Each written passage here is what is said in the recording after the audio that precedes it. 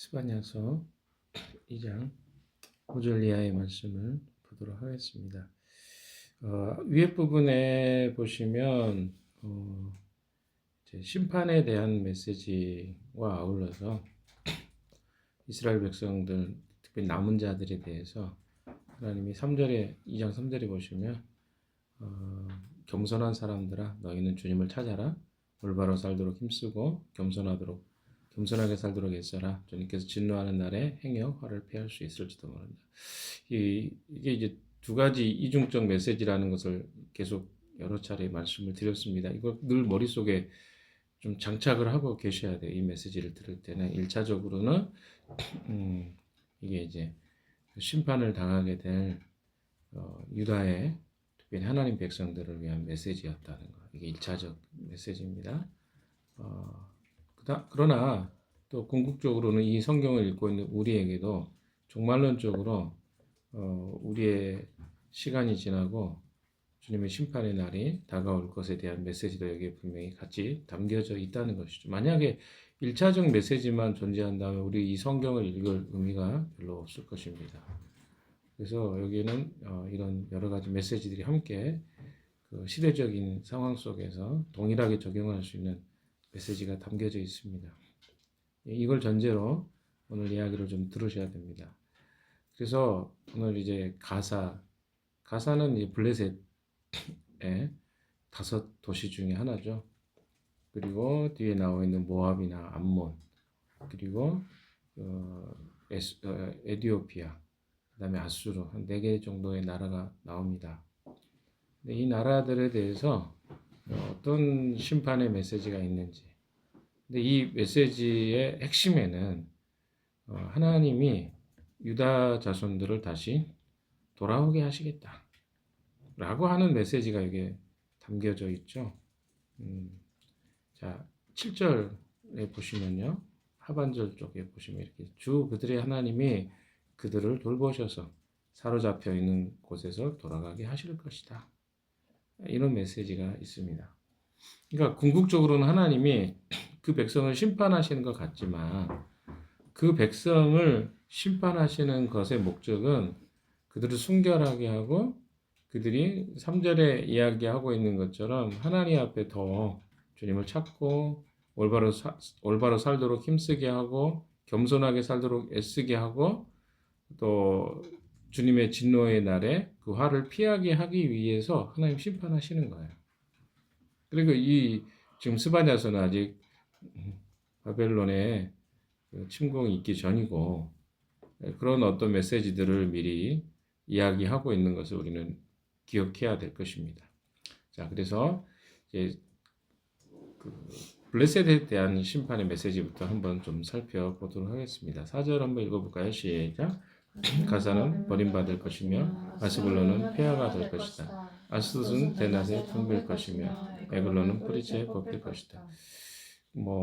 여러분 잘 아시죠? 가드, 가사, 아스글론, 아스돗, 에글론 이런 도시들은 아주 중요한 그 블레셋의 5 도시들입니다.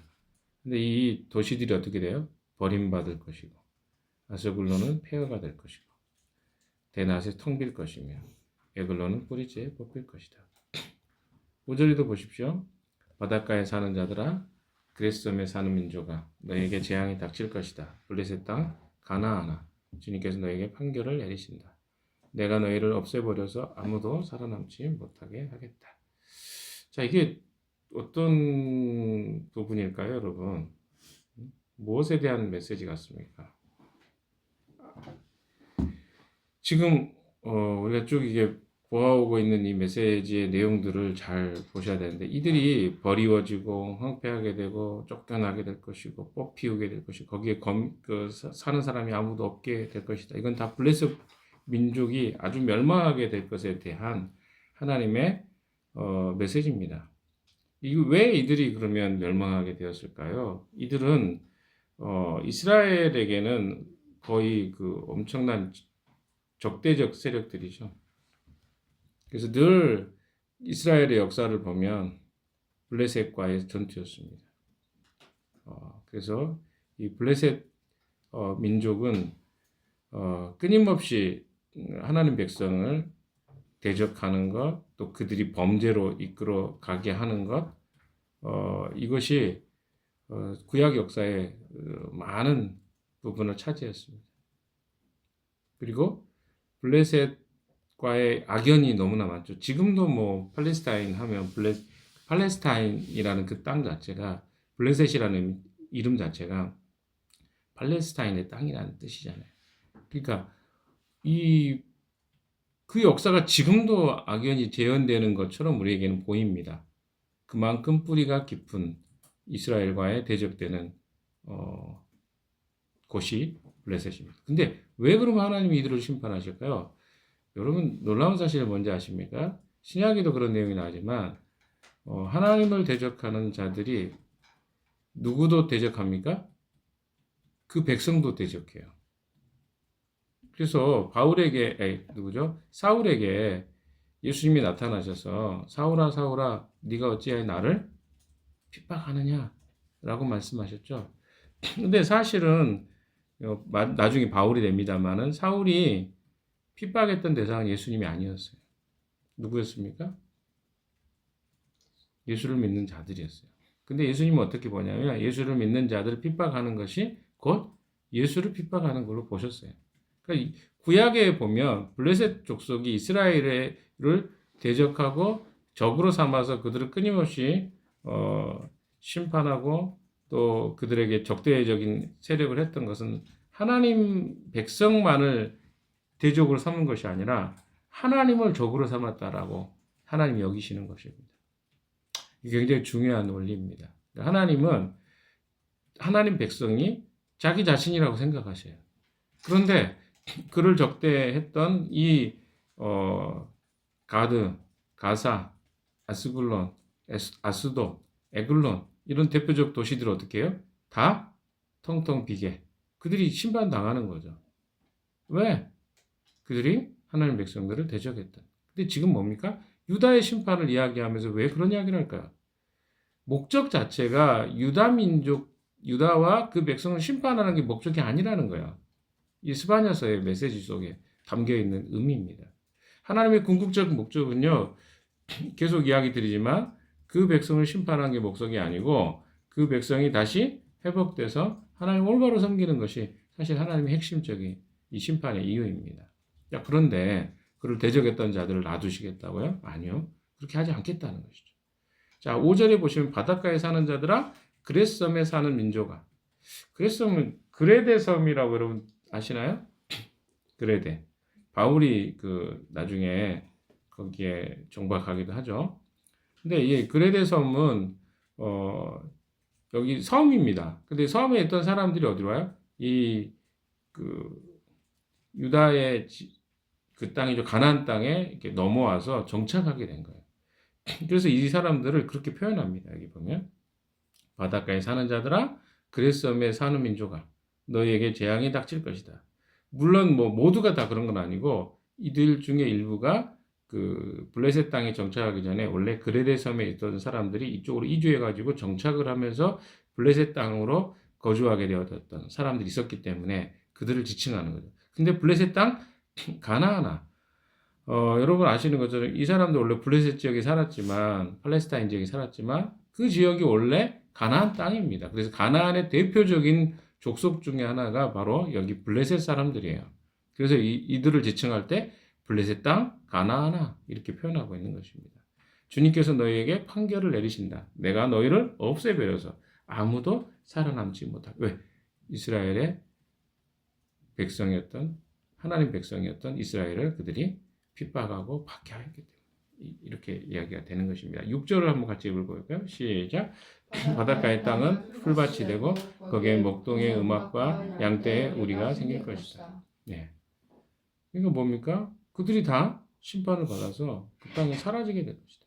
이것은 아까도 이야기했지만 두 가지 의미가 다 있어요. 이게 하나는 유다의 그들에게 이야기하는 것이고 또 하나는 뭘까요? 하나님을 대적하는 자들. 이 세상이 우리가 그리스도인으로 살아가는데 그리스도인을 대적하는 자들에 대해서 나중에 하나님이 반드시 심판하실 것이라는 것에 대한 메시지가 같이 담겨져 있습니다. 자, 7절도 읽어볼까요? 시작. 바닷가 일대는 살아남은 유다가 가문의 몫이 될 것이다. 거기에서 양떼를 먹이다가 해가 지면 아스글론에 있는 지구로 가서 누울 것이다. 주 그들의 하나님이 그들을 돌보셔서 사로잡혀 있는 그곳에 돌아가게 하시고 바닷가일 때는 살아남은 누가? 유다 가문의 몫이 원래 그 땅은 누구 땅입니까? 블레셋 사람들의 땅이에요. 근데 그 땅을 누가 차지하게 될 것이다? 유다. 여기 살아남은 유다 가문의 몫이 돼. 그러니까 하나님의 목적은요. 아까도 제가 처음에 시작할 때 말씀을 드렸지만 심판의 목적은 그대로 회복입니다. 그래서 살아남은 자들이 다시 그들의 대적이었던 땅 바벨론 누구죠? 블레셋의 사람들이 살았던 그 땅까지도 너희가 차지하게 될 것이다. 거기에서 양떼도 먹이게 되고 해가 지면 아스글론도 그 블레셋의 대표적인 도시잖아요. 그 땅에 가서 너희가 어떻게 해요? 있는 집으로 가서 누울 것이다. 그 땅이 너희의 소유가 될 것이다. 이렇게 이야기하고 있는 것입니다. 그것의 그 이유는 7절 하반절에 이야기하는 그들의 하나님이 그들을 돌보시기 때문에 사로잡혀 있는 곳에서 돌아가게 하실 것이다. 그러니까 하박국도 그렇고요. 스바냐서도 그렇고요. 하나님은 미리 이들에게 준비시킵니다. 뭘 준비시킵니까? 심판은 피할 수 없다. 그러면 심판을 피할 수 없는 것을 우리는 보통 그 어떤 시험이나 일들이 사라지기를 바랍니다. 내게 문제가 없기를 바라요. 우리 인생은요, 이 땅에 하나님 떠난 세상에 살기 때문에 이런 심판이나 시험이 우리 안에 있을 수밖에 없어요. 지금 아픈 지체들 보십시오. 어린 우리 시완이가 아픈 것도 생각해 보십시오. 아니 얘가 뭘 잘못했어요. 그러나 이 세상이 죄로 오염되어 있잖아요. 그 결과물들이 우리의 육체에도 우리 삶에도 영향을 미친다는 거예요. 그걸 우리는 받아들여야 돼요. 이 땅에 사는 동안 우리는 그런 결과와 일들이 우리에게 있을 수밖에 없는 거구나. 그럼에도 불구하고 우리의 소망이 있는 건 무엇입니까? 하나님이 우리를 궁극적으로 회복시키는 마지막 날에 온전케 하실 것이 하나님의 우리를 향한 목적입니다. 어제 메시지 때도 이야기했지만 삶의 목적이 그거예요. 하나님 닮아가고 그래서 궁극적으로 하나님과 영원히 함께 사는 것 이게 우리가 꿈꾸는 바잖아요. 그래서 유다가 다시 회복될 것이다. 이것이 하나님이 주시는 메시지입니다. 자, 8절도 보십시오. 8절, 9절 같이 읽읍시다. 시작. 모압이 욕을 퍼붓는 것과 암몬 자손이 악담을 퍼붓는 것을 내가 들었다. 그들이 나의 백성의 욕을 퍼붓고 국경을 침범하였다. 그러므로 나는 나의 삶을 두고 맹세한다. 이스라엘의 하나님 만군의 주가 선언한다. 이제 곧 모압은 소돔처럼 되고 암몬 자손은 고모라처럼 될 것이다. 거친 풀이 우거지고 둘레가 온통 소금 구덩이가 되고 영원히 황무지가 될 것이다. 살아남은 나의 백성이 그들을 털며 살아남은 나의 결례가 그 땅을 유산으로 동일합니다. 이 앞에 있었던 이야기와 비슷하게 이스라엘 민족의 숙적이죠. 원래 모압과 암몬은 롯이죠. 롯의 후예들입니다. 롯이 그의 딸들과 동침해서 낳은 자식들이 모압과 암몬이죠.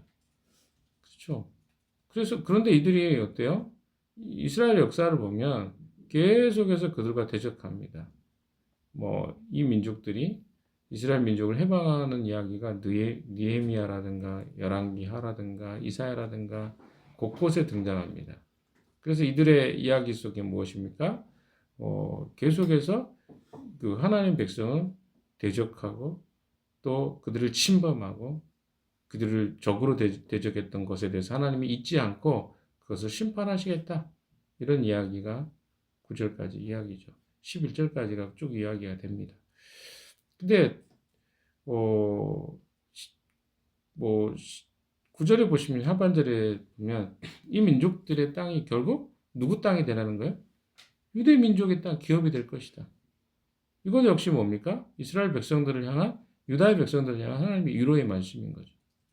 회복시키실 그 백성에게 하나님이 어떤 복을 주실 것인가. 그러니까 우리가 끝까지 주님을 섬기고 살아갈 때 하나님이 우리에게 주실 축복이 무엇인가에 대해서 성경은 계속해서 이야기하고 있습니다. 그러니까 우리가 생각할 때는 이 땅에서 잘 사는 것이 복이라고 생각하고 사는데 하나님은 영원한 하나님 나라를 꿈꾸셔요. 우리가 그런 존재로 피조됐어요. 세상을 통치하고 다스리는 자들로. 그런데 우리가 어때요? 이 세상에 굴복하고 거기에 야합해서 이 세상이 주는 기쁨으로 살아가는 것 하나님 기뻐하지 않으시겠죠.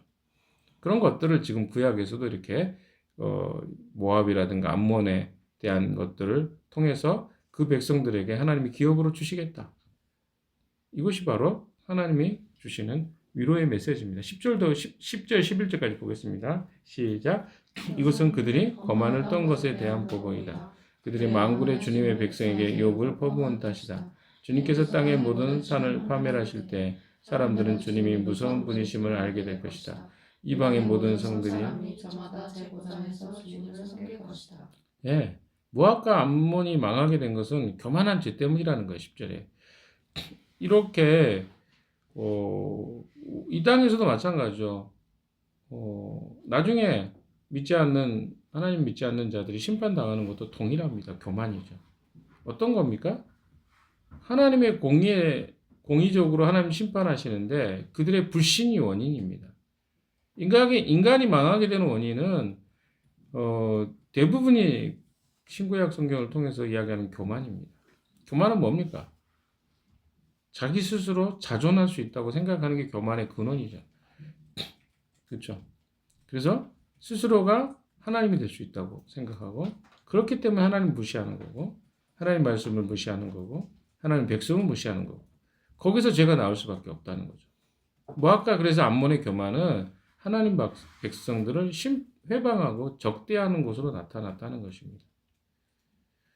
그래서 하나님께서 이렇게 하나님 백성들의 원수들을 멸망시키는 것은요, 살아남아 있는 또 그 유다의 백성들로 하여금 하나님을 더 두려워하고 잘 섬기라고 하시는 메시지입니다. 이 위로의 메시지죠. 이런 메시지가 주시는 이유가 뭡니까? 내가 보복은 내가 하겠다. 너희는 이 땅에서 하나님을 잘 경외하고 섬기는 일을 해라. 이런 메시지라고 생각할 수 있겠습니다. 그래서 우리가 이 땅에 살면서 참 어려운 시대를 살잖아요. 크리스찬으로 산다는 게 참 어려운 시대입니다. 뭐 과거부터 지금까지 계속 어려운 시대를 살고는 있지만 꼭 지금만이 어려운 시기라고 생각하지는 않지만 지금은 더 어려운 시기라고 저는 생각합니다. 왜냐하면 적전 분열이랄까요. 우리 안에 내부의 적들이 있어서 같은 크리스찬들끼리도 분열이 돼 있고 내가 옳으니 이렇게 하면서 싸움도 있잖아요. 너무나 어려운 시대를 살고 있습니다. 무엇이 옳은지 헷갈리는 시대를 살아요. 이 사람이 이야기하면 이 말이 맞는 것 같고 저 사람이 이야기하면 저 사람의 말이 맞는 것 같은 그런 시대 속에 삽니다. 그러나 사랑하는 여러분 기억하십시오. 궁극적으로 하나님 백성은요. 그 열매로 우리의 삶이 증명될 것입니다. 그 열매라는 건 무엇입니까? 내 삶의 열매예요. 내가 어떻게 하나님을 섬기고 살아가는가. 나무는 무엇으로 그 나무를 판단할 수 있겠습니까? 그 나무가 무엇인지 열매로 판단하잖아요. 크리스천의 열매, 우리가 진짜 하나님 백성이면요. 하나님 자녀로서 열매가 맺게 돼 있어요. 사람들이 말로는 내가 하나님을 믿는다, 하나님을 섬긴다 말할 수 있습니다. 그 사람 맞는 것 같아요. 근데 여러분 열매를 보십시오. 헷갈릴 때는. 그러면 그들이 정말 하나님이 말씀하시는 것과 성경에 이야기하고 있는 그리스도인의 백성의 모습, 하나님 백성의 모습을 가지고 있는가는 그 열매를 보면 분명히 나타날 것입니다. 그래서 우리가 우리 삶에 기억해야 될 것은요, 하나님을 중심으로 살아간다. 말은 다 그렇게 합니다. 이렇게 뭐 이상한 사람들 다 그렇게 이야기해요.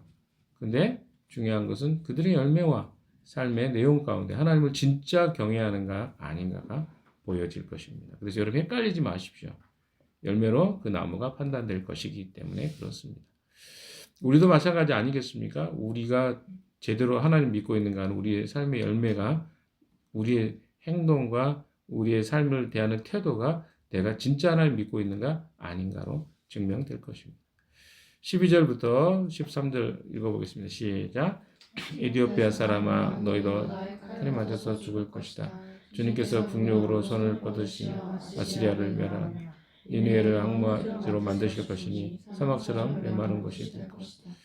자, 여기 13절까지 보겠습니다.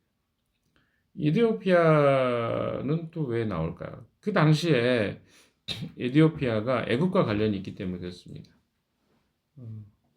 하나님 백성을 또 박해하는 일을 그들이 했던 것을 하나님이 기억하시는 거죠. 특별히 7세기 초부터 시작해서 이 애굽을 이 에디오피아가 지배했던 에디오피아 왕조가 애굽을 통치했던 시기가 있었습니다. 그러니까 이게 그 나라도 그러니까 결국 어때요? 공격해서 그 애굽의 왕이 공격해서 유다의 왕들을 죽인다거나 뭐 이런 일도 있었기 때문에 이런 것들에 대해서 하나님이 그들의 빚을 갚으시겠다. 왜냐하면 칼로 우리가 잘 아는 누구죠? 요시야 왕을 죽였거든요. 너희도 나의 칼에 맞아 죽을 것이다. 주님께서 북녘으로 손을 뻗으시어 아시리아를 멸하고 아시리아는 아수르잖아요. 뭐 곧 있을 일입니다. 누구에 의해서? 바벨론에 의해서. 아수르도 여러 차례 이야기 들었잖아요. 나움이라든가 하박국 이야기 들었잖아요. 그런 이야기를 들으면서도 그들의 포악함과 그들의 그 공의가 없이 또 이스라엘 백성들을 대했던 모습들, 자비 없이 대했던 것들, 이것 하나님 다 기억하 심판하시겠다라는 것이죠. 자, 14절도 볼까요? 시작. 골짜기에 사는 온갖 들짐승이 그 가운데 떼를 지어 누를 것이며 올빼미도 기둥 꼭대기에 들 것이며 창문턱에 앉아서 지저귀를 것이다. 문간으로 이르는 길에는 돌조각이 너저분하고 송분이 나무 들보는 싹이 것이다.